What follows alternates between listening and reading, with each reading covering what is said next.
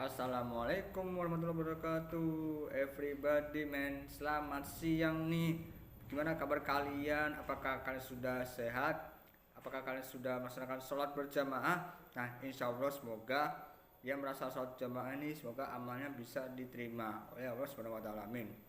Pada kesempatan pada siang hari ini kita akan membahas nih apa yang disampaikan oleh dosen kita yaitu Bu Mega, yaitu tentang korupsi sesuai yang kalian yang merasa nih ya. Jangan lupa sebelum itu silakan kalian di like, komen dan share apabila informasi yang dapat dibicarakan nanti. Semoga ada bermanfaat. Nah, kita akan membahas dulu tentang masalah korupsi.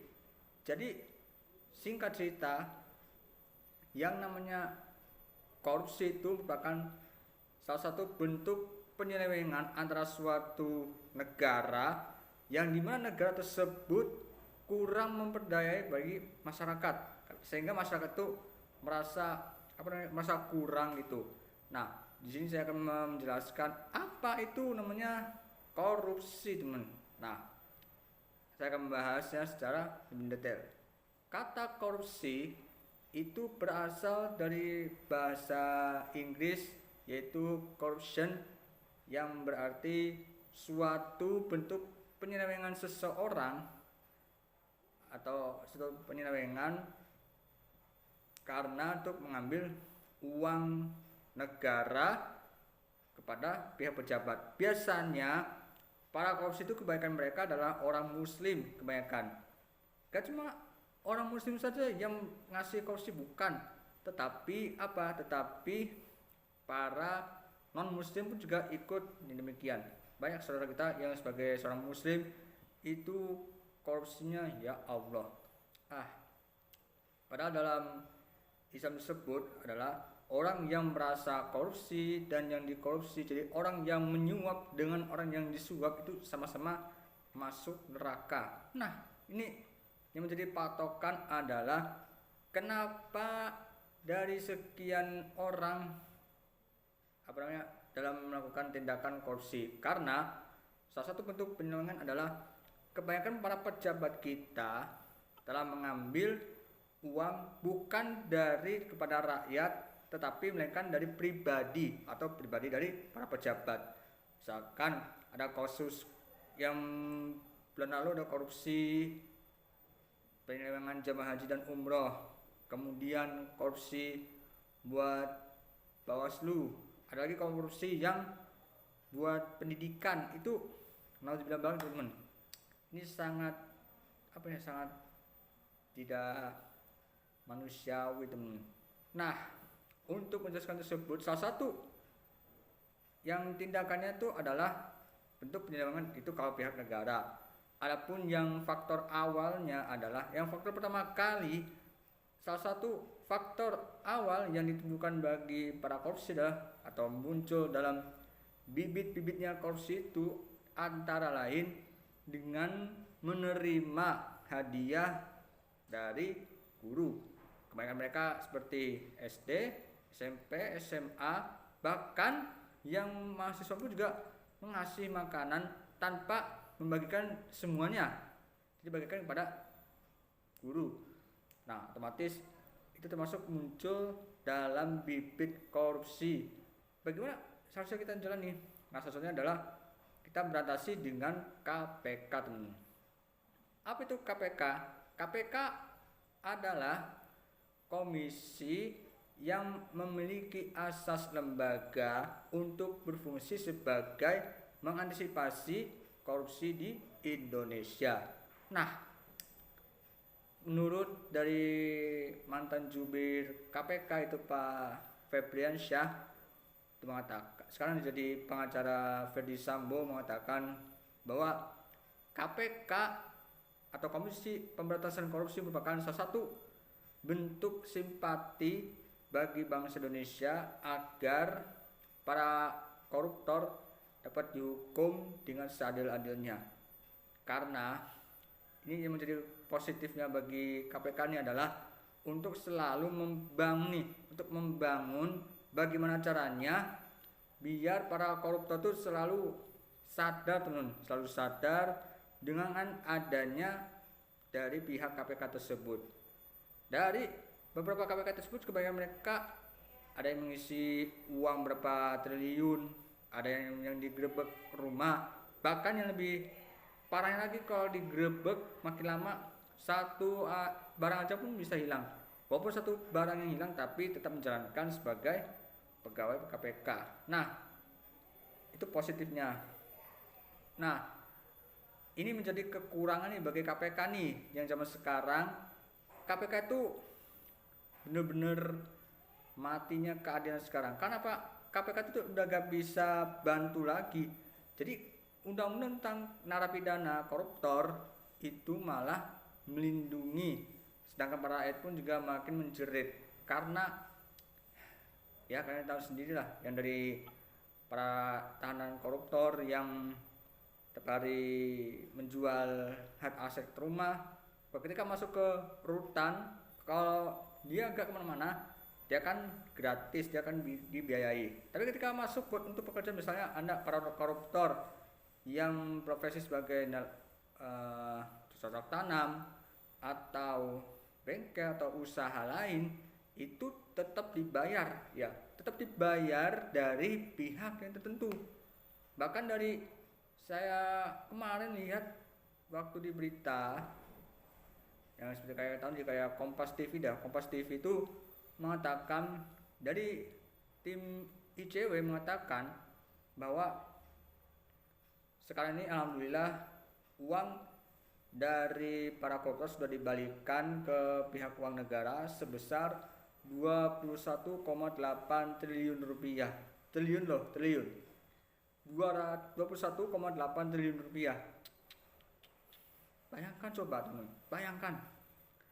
Yang menjadi pertanyaan adalah kenapa di Indonesia gak dijalankan aja hukuman mati bagi koruptor? Kenapa demikian? Itu belum mustahil. Nah sekarang kalian tahu sendiri kan, yang namanya koruptor itu malah gimana? Malah lebih melindungi pihak para hakim agar para rakyat pun juga tidak memberi. Wah itu sama aja tuh kayak kasus yang terjadi zaman sekarang. Wah makanya sangat rugi sekali teman, sangat rugi sekali bagi mereka yang melakukan hal tersebut.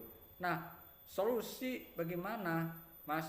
Nah jadi solusinya adalah kita sebagai manusia yang penuh akal, penuh sempurna, kalian harus mencari informasi, jangan sampai kita para pekerja nih malah justru menambahkan bibit-bibit korupsi. Jangan sampai menyuap, ingat ya teman, jangan sampai menyuap. Karena kalau menyuap, wah itu benar-benar dosa besar teman.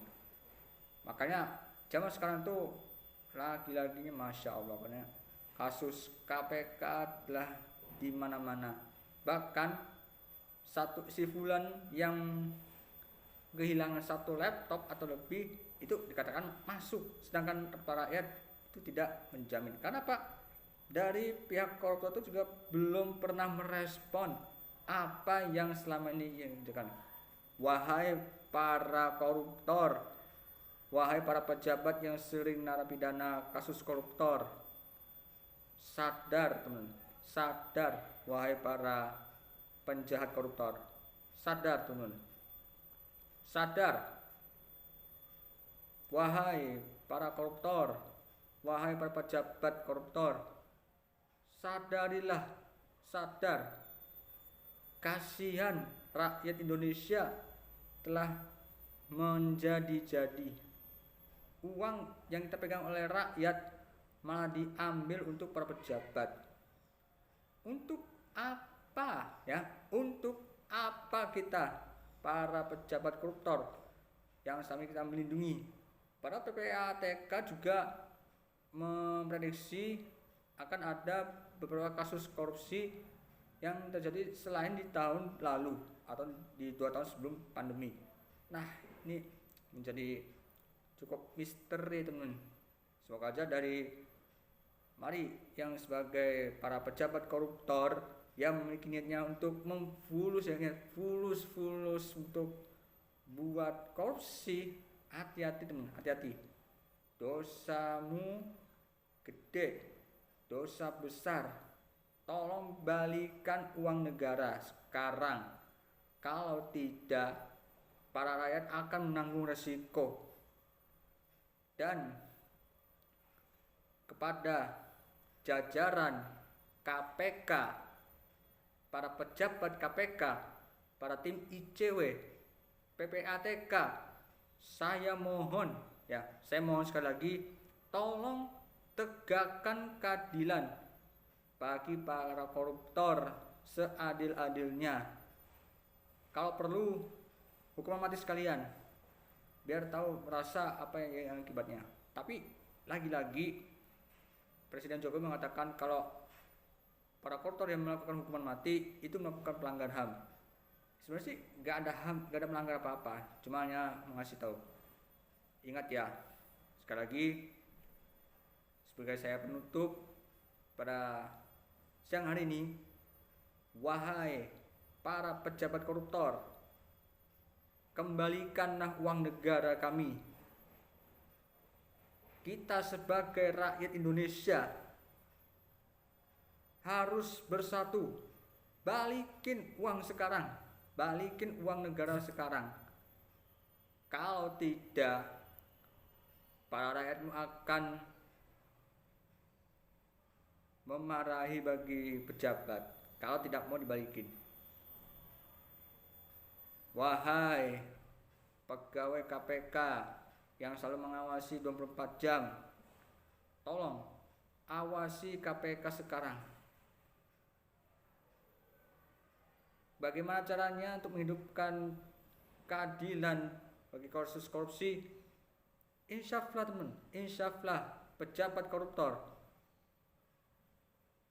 Wahai pejabat koruptor, bertobatlah kepada Allah, tobat. Kembalikan hak aset sekarang sebelum dosa kalian akan disiksa dalam beberapa tahun lamanya. Wahai para pegawai KPK, tolong setolong-tolongnya tegakkan keadilan bagi koruptor dan kembalikanlah uang negara Indonesia. Kasihan rakyat Indonesia telah memiliki kebutuhan apa-apa. Kalau para pejabat sudah mencuri uang rakyat sendiri, sudah dirampas dengan uang rakyat sendiri, kenapa gak bilang dari sebelumnya? Ingat itu, para pejabat, tolong mengertilah. Pejabat koruptor, tobatlah, bertobat kepada Allah, minta ampun kepada Allah, dan tolong kembalikanlah uang negara dan jadikanlah para rakyat Indonesia bagi orang-orang yang membutuhkan. Semoga menjadi benar-benar insyaf teman atas dosa yang dialami. Semoga Allah memberkati kita, dan kalau sampai ada begitu lagi, kami tidak akan terima untuk keputusan kalau hukuman koruptor itu tidak ditegakkan keadilan. Terima kasih. Assalamualaikum warahmatullahi wabarakatuh.